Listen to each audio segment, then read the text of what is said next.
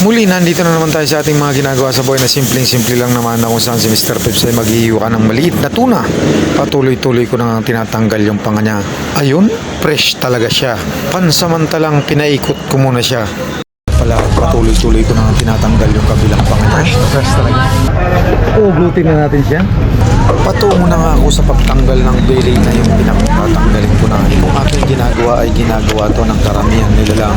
Ito'y hindi dapat kaingitan. Ito'y maaaring tularan ni naman kung nais nyo rin lang naman. Napakasarap talaga itong kilawin o kaya hashimi. Tatanggalin ko na nga yung isa sa pinakang parte ng laman niya. Muna natin siya. Tuloy-tuloy na nga tayo sa kabilang side naman yung aking black meat naman yung aking tatanggalin na ito'y malansa kaya dapat nating tanggalin siya.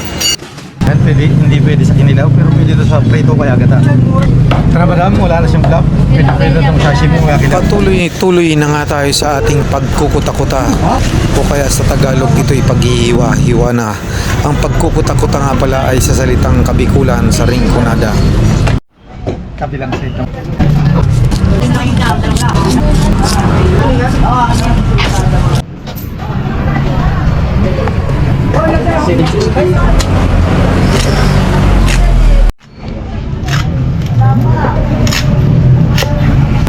Pinaikot muna natin siya. May kanya-kanya tayong versyon. Bawat sa ating mga ginagawa, may kanya-kanyang pamamaraan lang.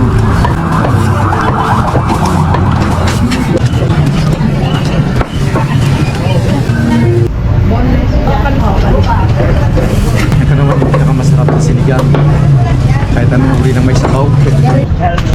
Muli, maraming salamat nga pala sa mga followers natin dyan at mga viewers natin dyan na hindi kayo nagsasawa sa aking video, sa inyong panonood na walang pumilit kanina naman sa inyo para panoorin yung aking video.